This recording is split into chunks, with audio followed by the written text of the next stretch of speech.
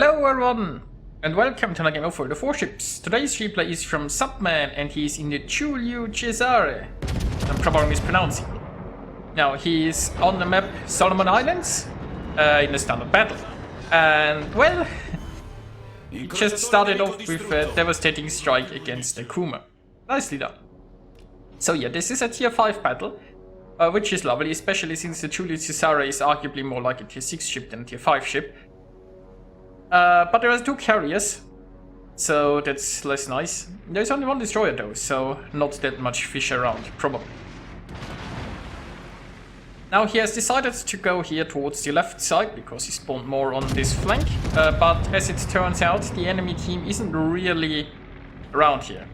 It looks like most enemies are going towards the north, and most friendlies are going there too. So there are sort of 2 possible decisions here. He can keep pushing around here, or he can just turn around and stay on his flank and go towards the north. I guess he could also try to do some fancy stuff through the center. Yeah, I mean, I'm not sure. He could sit here in the center and try to open up a crossfire here, but he'll most likely get focused down. Now, the camera here, let's speed up this replay a bit, because mostly he's just, you know, going to traverse towards the north here right now, and he can't really do much. Get back. The problem is, like, we have the Warships unities and the Furutaka pushing through here. The problem is, if you push down here, like in the south, you find yourself in the, well, on the enemy side, and you might just be all alone, because there is absolutely no guarantee. Okay, we can give him camera control back here, I think. So, if you push down here like the Warships unities is doing, right? If the friendly team here isn't applying any pressure in the north, then you are suddenly alone facing the entire enemy team, and you're probably getting wrecked. And that might be exactly what's happening here for our Warships unities, because the friendlies here, they are not really applying too much pressure. We have the Wakeful up here in the north, but those ships here are all rather passive. Now we have a force here that might be going through the center here, but that's only going to provide a usable crossfire if you have some more ships there in the north. So we will see how it all turns out. Then again, also keep in mind this is like a low tier battle. A lot of the people here might just be new to this, so expect always a little bit more chaos. And I mean, it's not like people play that well at higher tiers, it's just that at higher tiers you have more reason to be surprised about it. Let's put it like that. So, do we have to speed it up again here? Yeah, maybe slightly. Now, basically, he's almost reached the north flank here, although there is, like, let's just say the support he has here might just be a bit lacking. Then again, we don't know. Maybe those ships will follow his lead if he pushes in. He's basically still at full health because, well, there wasn't anything in the south and he spent a lot of time here just switching sides. Meanwhile, I'm really surprised that the Warships unities is still alive.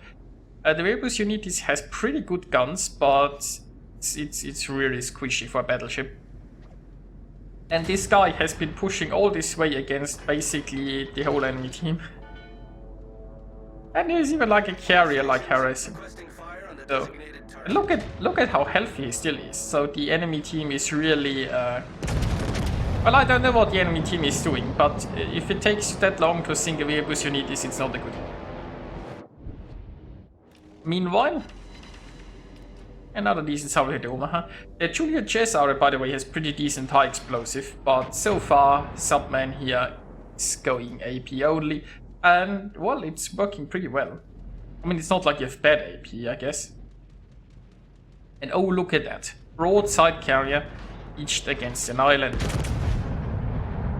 Now, it looks like well, both enemy carriers are here. The enemy carriers, they wanted to stick with the majority of their team, but they kind of dropped the ball here because, well, for some reason, the I mean, the enemy team is all moving towards A1. I don't know, they were pushed by a single battleship, And they also completely abandoned the north, and they aren't even meeting the push down there. Well, push might be a bit of a too generous word there. And Subman here is switching. He's splitting his shells between the carrier and the Bretagne, because he thought like he could get off a cheeky double strike, but only one shell actually hit the broadside beached carrier, and so the carrier survived with 161 hit points. But hey, I mean, somebody else will get it. As I was saying, like, the enemy team, they didn't even like meet the one battleship or the two battleships that pushed from the south. No, their answer to this push was to sail to A1. With, like, half of the fleet, or most of the fleet. Anyway, the carriers that still stuck around on this end are quickly finding out that they were in a pretty bad spot. And, you know, now all that remains is that funny enemy blob that's basically not sure what to do. I mean, you see, the same thing happens sometimes at higher tiers, but at higher tiers you just wanna cry. At lower tiers it makes you more laugh, I feel like, because, you know, it's just silly. And lower tiers are expected to be silly to a degree.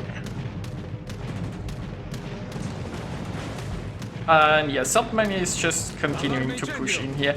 The Wyoming and the New York are also, I mean, they are slow ships. They are trying to come in this way, but they are slow ships. Meanwhile, by the way, the Congo and the Drake, the ships that I thought were pushing through the center a while ago, they actually spent all this time sailing around and push around the south for no reason. So, you know, it's not just that the enemy team is moving in interesting patterns, like the friendlies are also all over the place.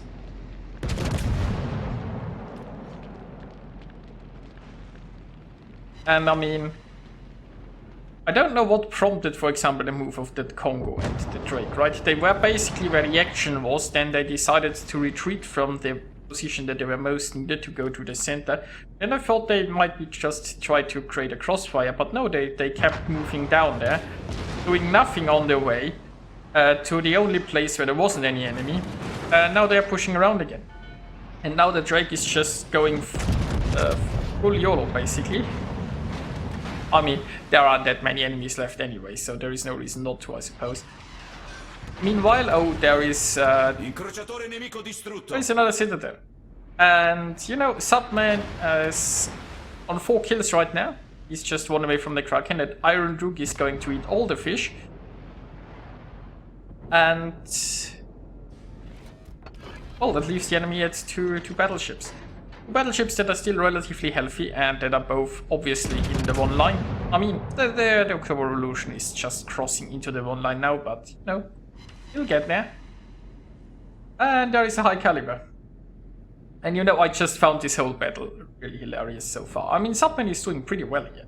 But it's like, also look at how their ships were sunk, right? Basically, if you draw a line here between the two sides, every ship that has been destroyed was on the enemy side. I mean, all the friendlies that have been sunk are on the enemy, basically, side of the map, right?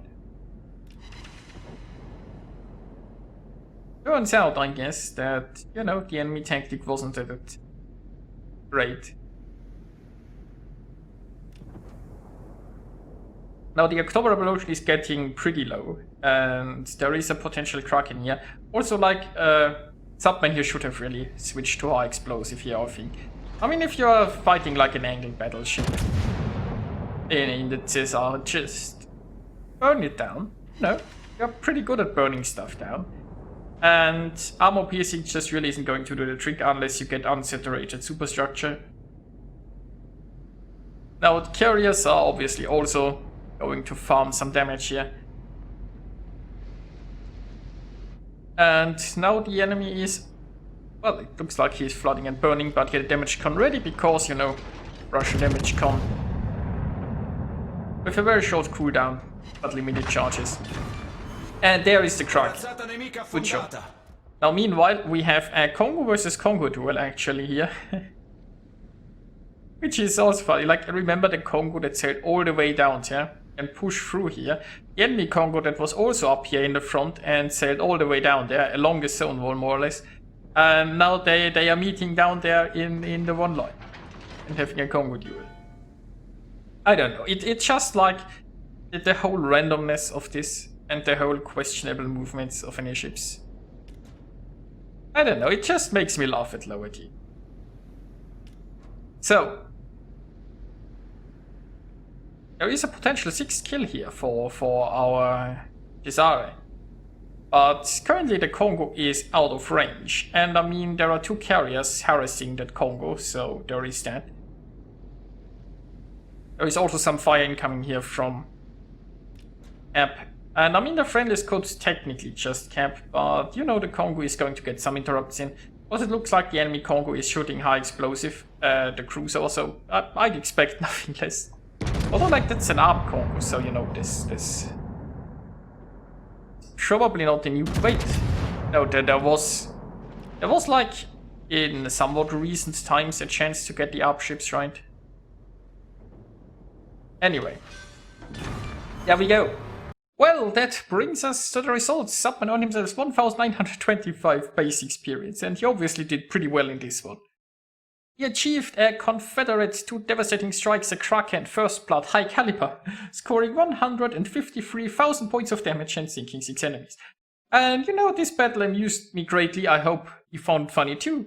And I'll see you guys next time.